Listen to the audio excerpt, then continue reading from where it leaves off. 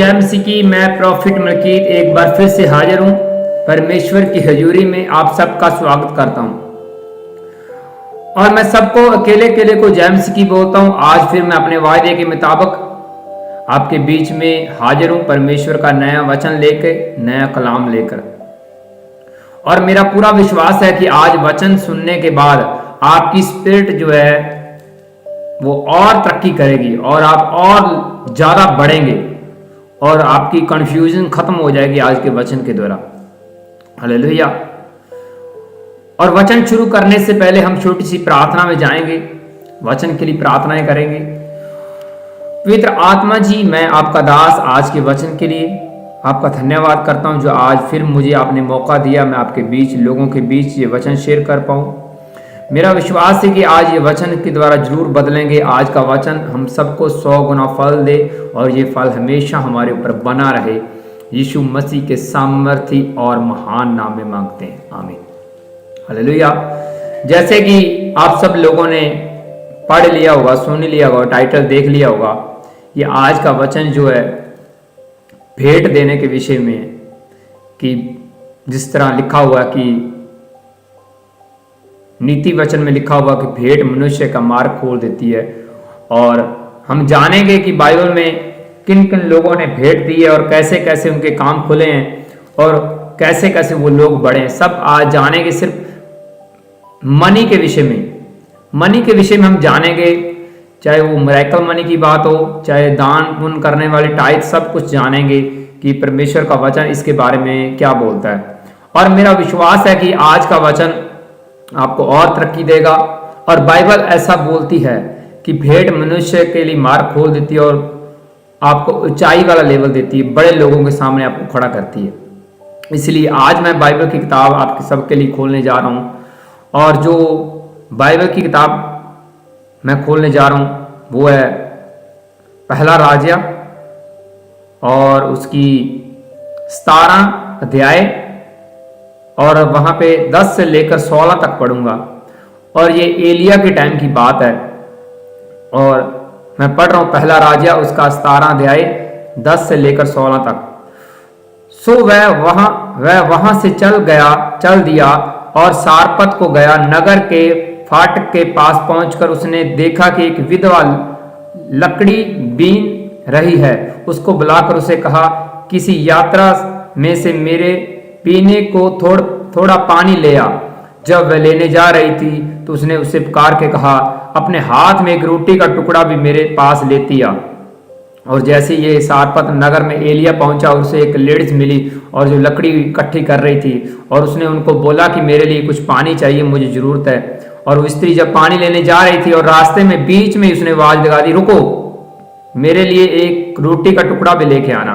और 12 में लिखा हुआ है, उसने कहा कि तेरे परमेश्वर यहोवा के जीवन की शपथ, मेरे पास एक भी रोटी नहीं है, केवल घड़े में मुट्ठी भर मैदा और कुप्पी में थोड़ा सा तेल है। और मैं एक लकड़ी बीन कर लिए जाती हूँ, अपने और अपने बेटे के लिए उसे पकाऊं और हम उसे खाएं या फिर मर जाएं। और वो बोल रही कि मेरे पास एक लड़का है और मैं हूं, हमारे पास सिर्फ इतना ही खाना है कि अगर हम आपको दे देते हैं तो हमारे पास कुछ नहीं बचेगा। हम बस कुछ ही हमारे पास भोजन है, वो वही तुम मांग रहे हो, तो हम क्या खाएंगे? हम आपको दे देते हैं तो आगे हमारा काम कैसे चला, हम जीवित कैसे रहेंगे? और 13 में लिखा हुआ, एलिया ने उससे कहा, मत डर, जाकर अपनी बात के अनुसार कर, परंतु पहले मेरे लिए एक छोटी सी रोटी बनाकर मेरे लिए ले आ और फिर उसके बाद अपने और अपने बेटे के लिए बनाना। क्योंकि इस्राएल का परमेश्वर यहोवा यूं कहता है कि जब तक यहोवा भूमि पर में ना बरसाएगा तब तक ना तो उस घड़े में का मैदा चुकेगा और ना उस कुप्पी का तेल घटेगा। तब वह चली गई, एलिया के वचन के अनुसार किया।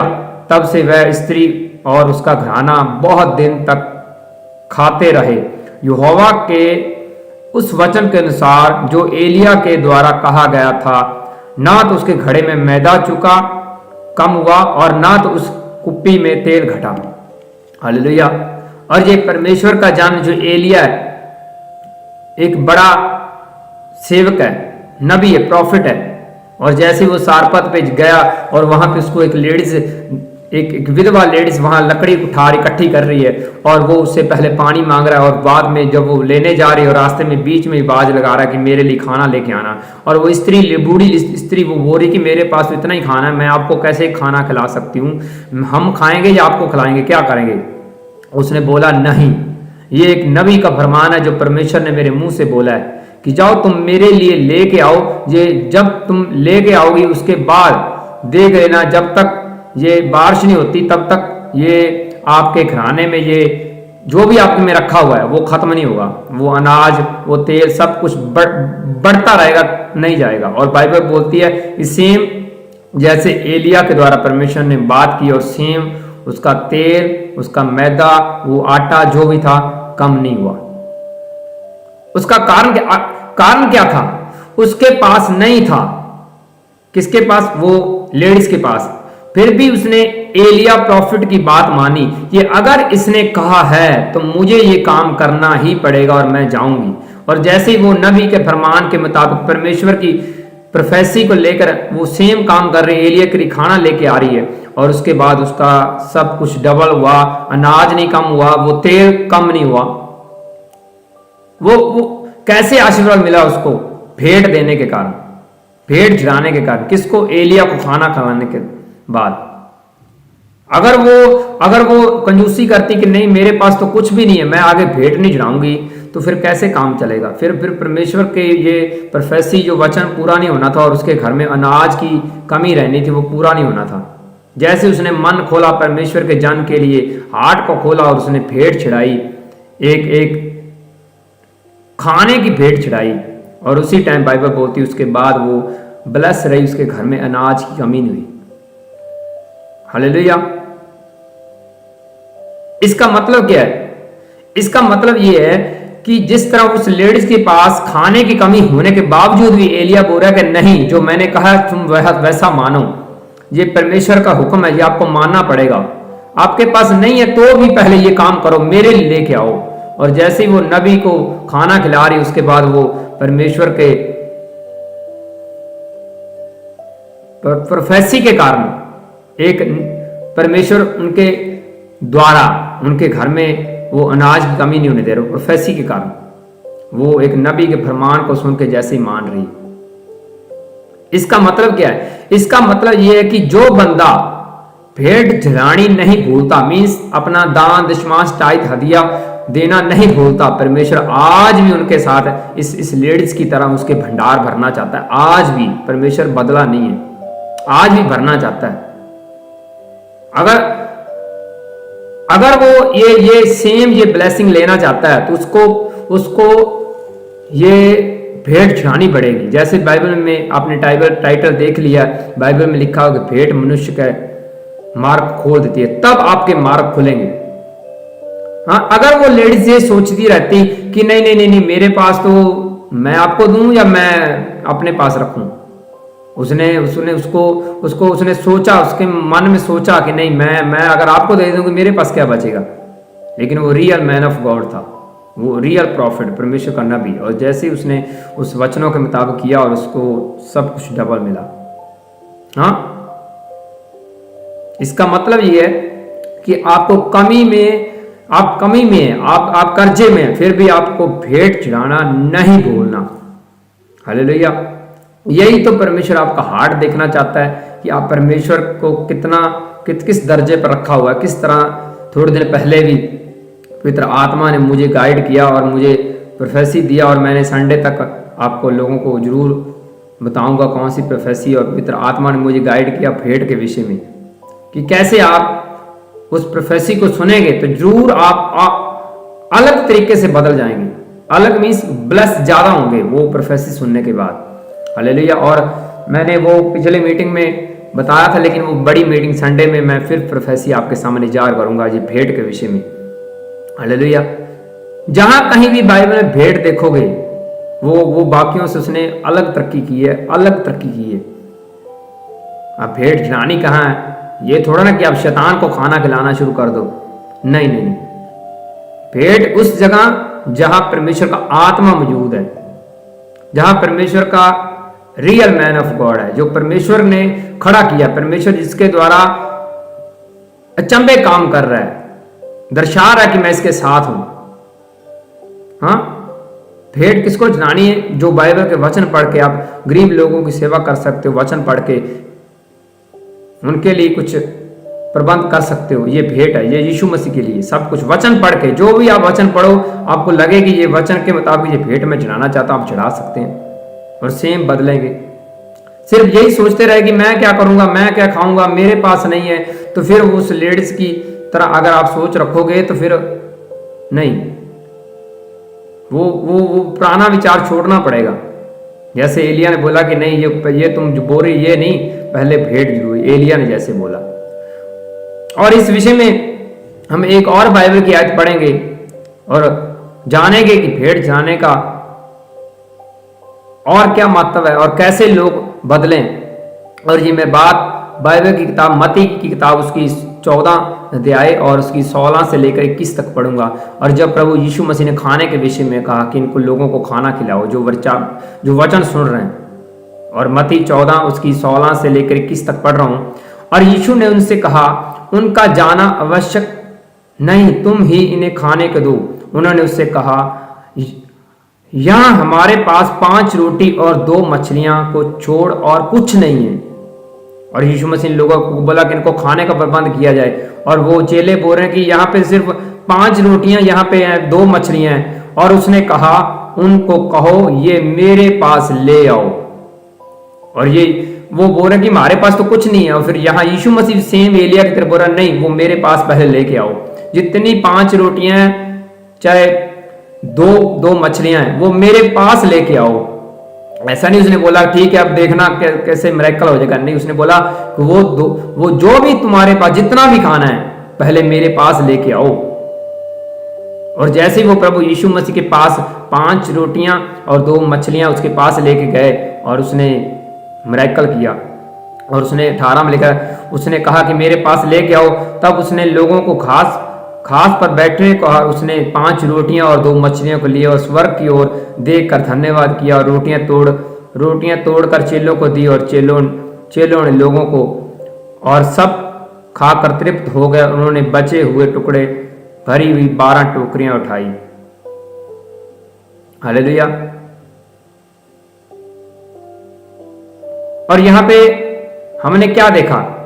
और जैसे ही वो प्रभु यीशु मसीह के पास वो 5 रोटियां और 2 फिश मछली लेके आए और उसके बाद उसने धन्यवाद किया और उनको तोड़ के दिया कि जाओ बांट दो। और बाइबल बोलती वो खाने के बाद वो 12 टोकरियां और भी ज्यादा बाकी बची थी। और 21 में लिखा है, खाने वाले स्त्रियों और बालकों को छोड़कर 5000 पुरुष के अटकल थे। और यहाँ पे बाइबल बोलती कि 5000 से के करीब ये पुरुष थे जो खाने वाले थे। और 5000 के करीब लोग खाना खा रहे हैं। और पहले कौन सा प्रॉब्लम आ रही है कि हमारे पास सिर्फ 5 रोटियां और 2 मछलियां हैं। और वहां पे भी उन लोगों ने सोचा होगा ये इतना खाना कम है, 5000 के करीब लोग हैं, कैसे खिलाएंगे, क्या करेंगे इनका। लेकिन प्रभु यीशु मसीह ने बोला, पहले ये 5 रोटियां चाहे जितनी भी है, कम है, कुछ भी, मेरे पास लेके आ जाओ। उसके बाद देखना मैं वापस करूंगा आपको और देख लेना कैसे बड़ा मिरेकल होगा। और 5 रोटियों से 5000 के करीब लोग खाना खा रहे हैं। हाँ, पहले किसको दिया? यीशु मसीह को। और जैसे ही वो 5 रोटियां यीशु मसीह को अर्पण कर रहे हैं और उसके बाद वो धन्यवाद करके वापस दे रहा है कि जाओ अब देखना डबल ही होती जाएगा। 5 रोटियों से 5000 लोग खाना खा रहे हैं। एक रोटी से सीधा 1000 लगा लो। हाँ, क्या अपने आप वो 5 रोटियां अपने आप बड़ी क्या? अपने आप एक रोटी के 1000 बना क्या? नहीं। और पहले किनको देनी पड़ी? प्रभु यीशु मसीह को, परमेश्वर के बेटे को देनी पड़ी वो रोटी पहले। और रोटी उसको मिली और उसने कहा ले जाओ अब देखना क्या होता है। और वो भेंट जैसे यीशु मसीह को दी, रोटियां दी और उसके बाद 5000 के करीब रोटी खा रहे हैं।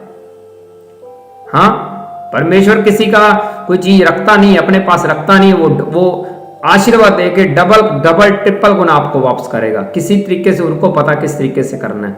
जैसे एलिया को रोटी दी, उसने बोला कि नहीं मेरे पास नहीं, उसने बोला लेके आनी पड़ेगी, चाहे कम है वो भी लेके आओ। और उसके बाद उसका बर्तन अनाज सब घर में भर गए। और उसके बाद प्रभु यीशु मसीह के टाइम पे ऐसा हुआ, उसने बोला जितनी ले आओ, बस कम है ले आओ। उसके बाद उसने वापस करी और 5,000 के करीब खाना खा रहे हैं। हुआ कि नहीं हुआ बड़ा मिरेकल? हाँ, ये असर होता है पेट चढ़ाने का। हाँ, इसलिए बाइबल ऐसा बोलती है कि भेड़ चढ़ाने से आपके मार्ग खुल जाते हैं। हाँ, और अगर मैं अपनी पर्सनली बात करूं, चाहे मैं कर्जे में हूं चाहे कुछ भी हो, मैं भेड़ चढ़ानी नहीं भूलता। अब मुझे इंटरनेट के ऊपर डालने की जरूरत नहीं है, शो करने की जरूरत नहीं है कि मैं कितनी भेड़ चढ़ा रहा हूं, कहां पे भेड़ चढ़ा रहा हूं। जब मैं भेड़ चढ़ाता हूं तो अपनी मिनिस्ट्री में नहीं, ये नहीं कि वो अपनी मिनिस्ट्री में दान डाल दिया तो ठीक है, ये तो अपने कामों में लग गया, नहीं नहीं, ऐसा नहीं। भेड़ में आगे और मिनिस्ट्री को और परमेश्वर के कामों को बढ़ाने के लिए आगे भेजता हूं मैं अपनी भेड़। हाँ, उसके बाद परमेश्वर ने तो मुझे आशीर्वाद देना ही देना है। परमेश्वर ने तो फिर बड़े काम करने ही करने, परमेश्वर ने तो फिर मिरेकल मनी करनी ही करनी। क्यों? क्योंकि मैंने भेड़ चढ़ा दी है।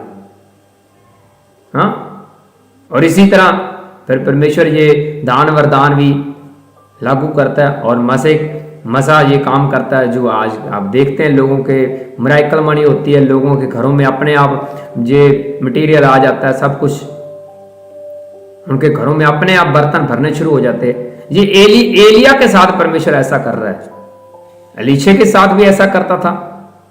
हाँ, क्यों? क्योंकि एलीशे ने अपनी जिंदगी पूरी, जब एलिया के साथ उसका कनेक्शन हुआ और उसके साथ रहा है, उसने अपने आप को एलिया के साथ उसके अंडर कर दिया था कि मैं ये परमेश्वर का जाना, मैंने इसके साथ ही रहना है बस लाइफ टाइम, जब तक जरा मेरा जीवन है। उसने एलिया के अधीन हुआ। कौन? एलीशा। और परमेश्वर वही गिफ्ट वरदान उसके ऊपर भी लागू कर रहा है।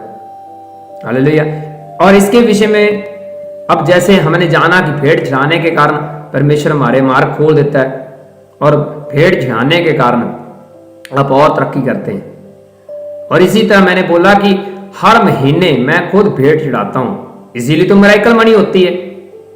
मिरेकल मनी लोगों के पर्सों में, मिरेकल मनी लोगों के अकाउंटों में, मिरेकल मनी उनकी जेब में, पर्स, पता नहीं अनगिनत लोगों की मिरेकल मनी होती है। आज भी आप गवाही अभी आप गवाही देख सकते हैं, आज की गवाही। और ये काम बढ़ता जा रहा है। हाँ, और इसके विषय में हम पढ़ेंगे दूसरा राजा और उसकी 4 अध्याय 1 से 17 में पढ़ेंगे कि मिरेकल मनी जो परमेश्वर के जन के द्वारा कैसे परमेश्वर लोगों को ब्लेस कर रहा है और कैसे ये आशीर्वाद सेवकों के ऊपर काम कर रहा है और बाइबल में क्या है। और इसमें पढ़ेंगे दूसरा राजा उसका 4 अध्याय 1 से लेकर 17 तक। भविष्यवक्ताओं के चेलों की पत्नियों में से एक स्त्री ने एलीशा से दुहाई देकर कहा, तेरा दास मेरा पति मर गया और तू जानता है कि यहोवा का भय मानने वाला था, जिसका वह कर्जदार था, वह आया मेरे दोनों पुत्रों को अपने दाएं बनाने के लिए ले जाए। एलीशा ने उससे पूछा, मैं तेरे लिए क्या करूं? मुझसे कह कि तेरे घर में क्या है? उसने कहा, तेरी दासी के घर में एक हाड़ी तेल को छोड़कर और कुछ नहीं है। और ये एक लेडीज एलीशा जो एलीशा से बात कर रही कि मेरा पति मर चुका है और मैं कर्जे के अंदर हूं और मेरे पुत्रों को वो नौकरी पर लेके नौकर बनाना चाहता है और मेरे ये कर्जा मेरे बच्चों के ऊपर है। और उसने बोला कि अब मैं क्या करूं, तेरे पास और क्या कुछ है? उसने बोला, मेरे घर में तो सिर्फ तेल के अलावा कुछ नहीं है, मेरे घर में सिर्फ तेल है। और उसने कहा, तू बाहर जाकर अपनी सब पड़ोसियों से खाली बर्तन मंगा ले और थोड़ा बर्तन ले आना, फिर तो अपने बेटे समेत अपने घर में जा और द्वार बंद करके उस सब बर्तनों में तेल उडेल देना और जो भर जाए उसे अलग रखना। तब वह उसके पास से चली गई और बेटे समेत अपने घर में जाकर अपना द्वार बंद किया। तब वह उसके पास बर्तन लाते गए और वह उंडेलती गई, तब बर्तन भर गए। तब उसने अपने बेटे से कहा, मेरे पास एक और भी ले आ। उसने कहा, और बर्तन नहीं रहे। तब तेल थम गया। तब उसने जाकर परमेश्वर के भक्त को ये बता दिया और उसने कहा, जा तेल बेचकर क्षण भर दे, और जो रह जाए उससे तुम अपने पुत्र सहित अपना निर्वाह करना। और कैसे इस लेडीज ने बोला कि मैं तुम्हारा जो भय मानने वाला बंदा, मेरा घर वाला अलीशा लेडीज बोल रही है कि जो मेरा पति है, जो भय मानने वाला है, यहोवा का भय मानने वाला, आपसे डरने वाला, आप परमेश्वर के जान लो, और वो मर गया, उसके ऊपर कर्जा कैसे उतारूं। और अलीशा ने बोला कि आपके पास क्या है? उसने बोला तेल है। उसने बोला अपने आंट गुआंट से बर्तन इकट्ठे कर लो और थोड़ा थोड़ा तेल उसके अंदर डालते जाना, और देखना बड़ा मिरेकल होगा और आपके तेल के भंडार भरने शुरू हो जाएंगे। दरवाजा बंद करके ये सारा काम करना। और जैसे उसने सेम उस अलीशा नबी के कहे के मुताबिक और सेम वैसी किया, और उसके बर्तन भर रहे हैं, और वो सारे बर्तन इतने भर चुके हैं, उसके पास और बर्तन नहीं है, कहाँ तेल रखा जाए। और अलीशा ने क्या क्या बोला कि ये तेल ले लो और इसको बेचकर अपना कर्जा उतार देना, बेचकर कर्जा उतार देना, और बाकी बच जाए तो अपने के लिए अपने लिए रखना, अपने कामों में इस्तेमाल करना। एक तेल को बेच देना। तेल को बेचने के बाद आपका कर्जा उतर जाएगा। आप बड़ा मिरेकल देखोगे। और जैसे ही वो अपने गुआंढियों से अलग अलग से भांडे लेके आ रहे, उसके अंदर थोड़ा थोड़ा तेल डाल रहे, और वो डबल तेल होता जा रहा है, और एक इतना बड़ा मिरेकल हो रहा है अलीशा के प्रोफेसी के द्वारा, और सब कुछ डबल हो रहा है, और तेल बेच के उसका सारा कर्जा उतारने को बोल रहा है। कौन? अलीशा। हालेलुया। और आज लोग समझदार, आज कुछ लोग समझदार ये बोले कि अरे तेल बेचने लग गए लोग, मिनिस्ट्री के अंदर तेल बेचना शुरू कर दिया लोगों ने। हाँ, ये तेल जो था, ये क्या अलीशा की मर्जी के मुताबिक आया? नहीं, इसके साथ परमेश्वर की सहमति मौजूद है। वो अपने सेवक के साथ है, और वो बोल रहा है कि ये डबल होता जाएगा, और इसको तेल को बेच के तो अपना कर्जा उतार लेना, और बाकी बचेगा वो तुम अपने लिए रख लेना। तेल बेचकर। ये तेल अपने आप आया क्या? नहीं, ये परमेश्वर की इच्छा इसमें प्रेजेंट है, मौजूद है, इसीलिए ये तेल आया है। और तेल को बेचकर वो अपना कर्जा उतार रहे हैं। और आज के टाइम बुद्धिमान लोग ये कहें कि मिनिस्ट्रियों के अंदर तेल बेचा जा रहा है, ये मसे को बेचा जा रहा है, ये हो रहा है, ये परमेश्वर की इच्छा के मुताबिक तेल आया, और ये मसे से भरा होगा, और वो तेल बेच के अपना कर्जा उतार रही। हाँ, बाइबल में तेल बेचने का जिक्र है। और कौन आया कि वो कौन बोले कि ये तेल बेच रहा है, ये मिनिस्ट्री तेल बेच रही है? मैं आया या कोई और आया? कोई नहीं कह सकता। कोई भी नहीं कह सकता कि तेल क्यों बेचा जा रहा है। कोई नहीं। अगर मान लो मैं बोलूं कि ये मिनिस्ट्री तेल बेच रही है, ये मसा बेच रही है, तो परमेश्वर उसके साथ सहमत क्यों है? फिर उसके द्वारा कृष्ण क्यों कर रहा है परमेश्वर? तेल लगाने से लोग चंगे हो रहे हैं, तेल लगाने से लोग, वाटर पीने से लोग चंगे हो रहे हैं, तो मैं कौन आ गया कि परमेश्वर के कामों के विरुद्ध बोलने वाला? क्योंकि मैंने तो पहले ही बाइबल में पढ़ा हुआ है, 10 आज्ञाओं में लिखा हुआ है, परमेश्वर ने बोला कि मैं अनख वाला परमेश्वर हूं। अनख का मतलब ये है कि तुम जो करोगे उसका उल्ट आंसर देना, उसको सेम रिजल्ट दिखाना, ये अनख है। तुम ये करोगे, ठीक है, फिर हम ये करेंगे, ये अनख होती है। परमेश्वर ने कहा कि मैं अनख वाला परमेश्वर हूं।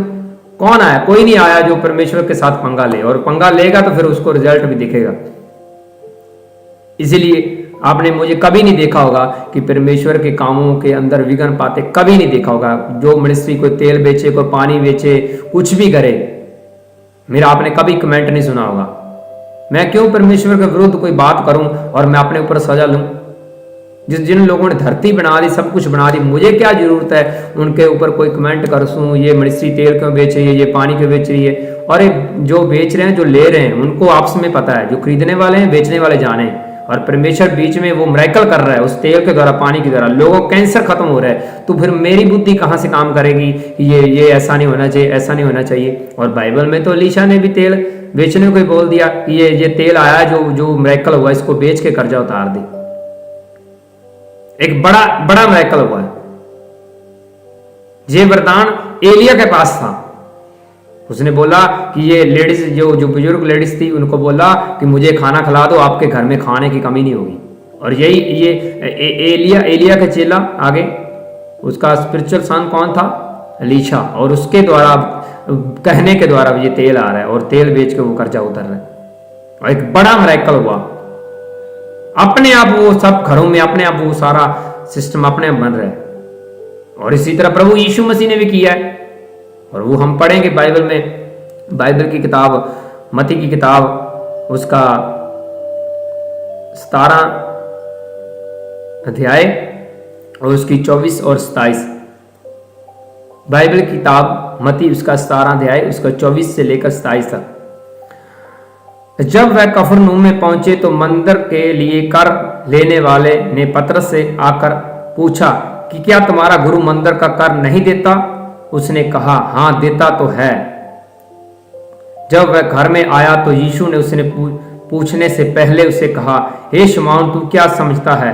पृथ्वी के राजा के महसूल या कर किन से लेते हैं?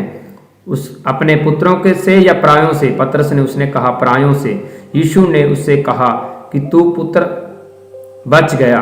उसने कहा, तू पुत्र बच गया तब इसलिए कि हम उन्हें ठोकर ना खिलाएं।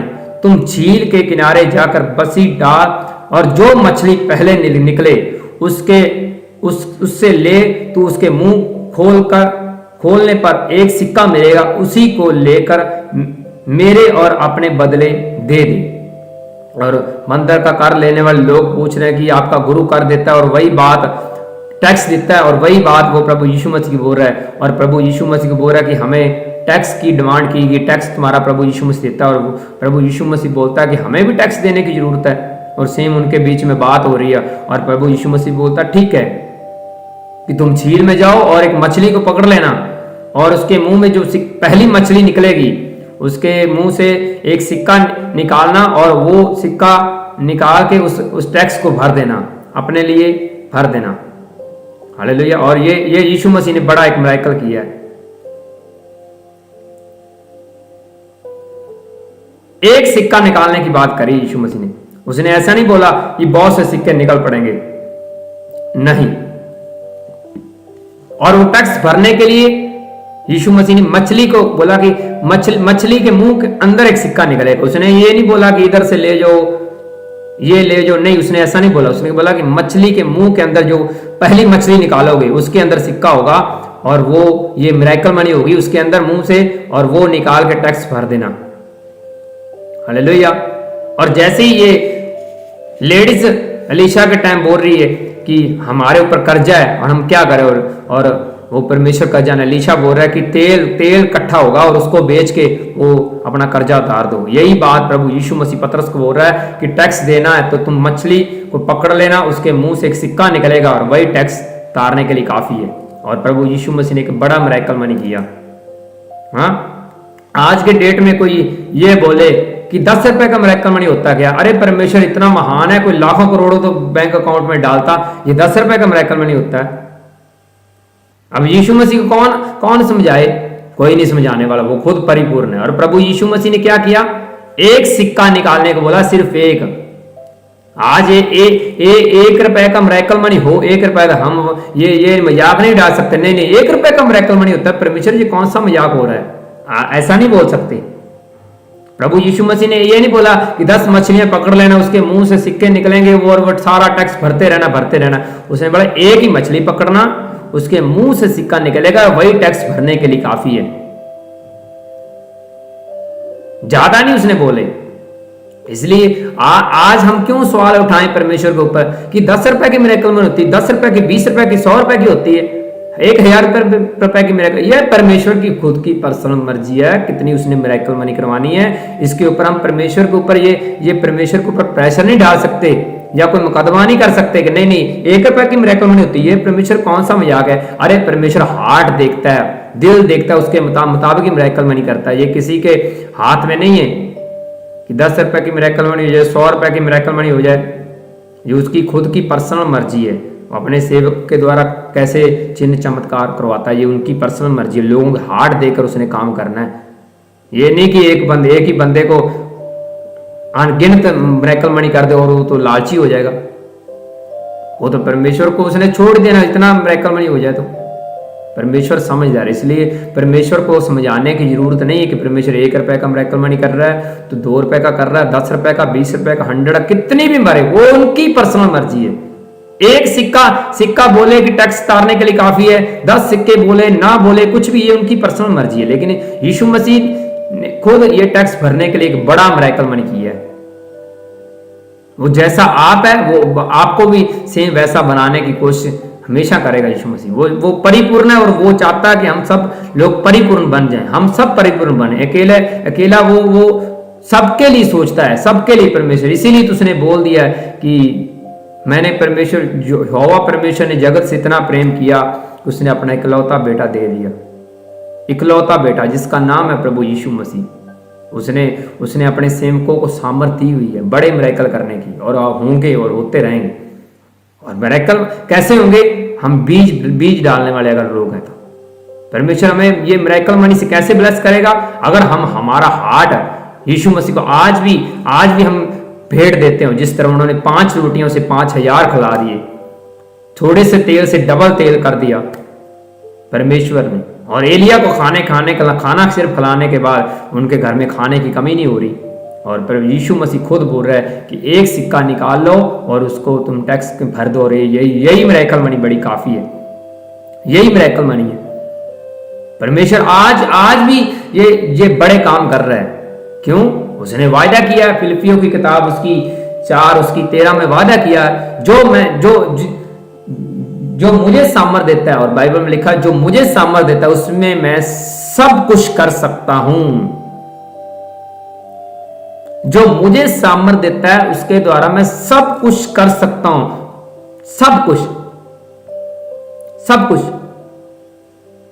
जो मुझे सामर्थ देता है मैं सब कुछ कर सकता हूं। जहां पवित्र आत्मा है वहां आजादी है।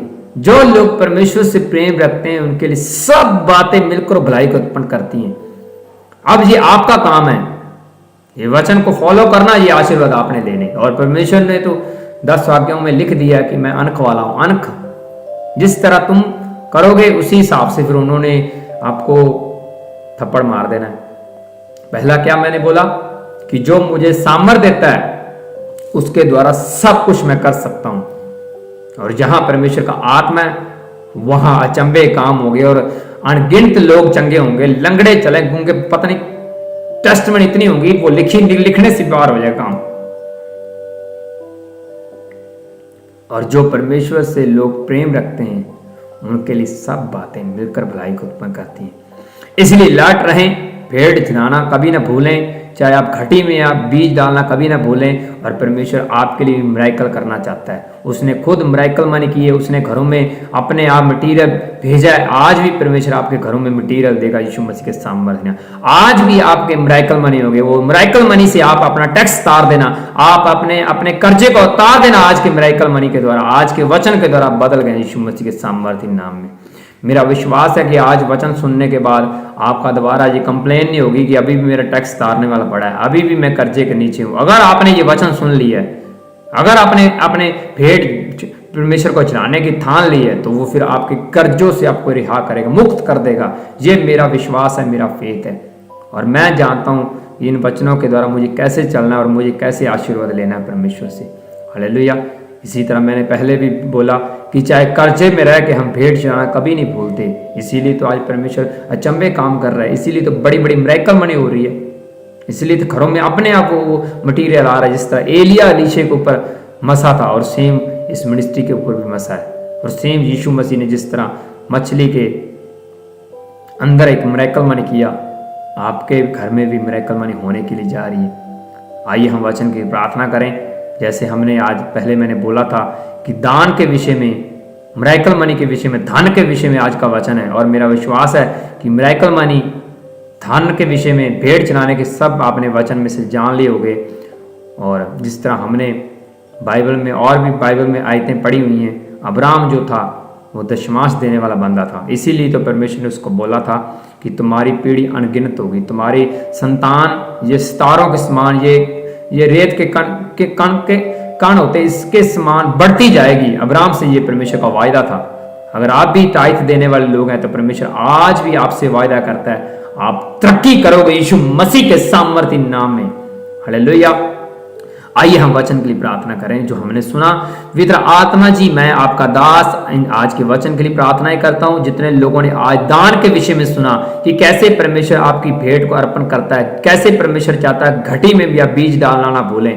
पवित्र आत्मा जी, कैसे आपने लोगों ने इनको बताया कि मिरेकल मनी, ये परमेश्वर का ये मटेरियल परमेश्वर की ओर से ये मिरेकल कैसे होते हैं, ये सब कुछ कैसे अपने आप आ, कैसे मन्ना आसमान से उतर आता है, कैसे पतरस के लिए खाना आसमान से आ जाता है, ये सब हमने आज जाना और समझा। पवित्र आत्मा जी, आज के वचन के द्वारा हम बदल गए हैं। आज का वचन में 100 गुना फल दे, हम अपनी जिंदगी में बड़े मिरेकल मनी देखें यीशु मसीह के साथ, बड़े काम होते देखें यीशु मसीह के, किसी चीज में यीशु मसीह हम कमी ना देखने पाए यीशु मसीह के सामर्थ्य में। हमारा विश्वास है कि हमारा परमेश्वर अचंभे काम कर सकता है। ये हमारा फेथ है, ये हमारा विश्वास है, और ये विश्वास के कारण परमेश्वर मेरी जिंदगी में, सबकी जिंदगी में बड़े काम करेगा। आज वचन हमें 100 गुना फल दे और ये फल हमारे ऊपर बना रहे, यीशु मसीह के सामर्थ्य नाम में मांगता हूं। आमीन आमीन। हालेलुया। और जो लोग अपना बीज, दान, टाइथ, हदिया कुछ भी भेंट देना चाहते हैं तो आप चर्च के नंबर के ऊपर आप ऑनलाइन बीज बीज सकते हैं। और अभी फिलहाल मैं आप सब लोगों के लिए प्रार्थनाएं करने के लिए जा रहा हूं। विश्वास करो, आज आपको प्रार्थना के बाद आपका जीवन जरूर बदल जाएगा और आप नए नए चिन्ह चमत्कार और देखेंगे और गवाहियों के साथ वापस आएंगे यीशु मसीह के सामर्थ्य नाम में।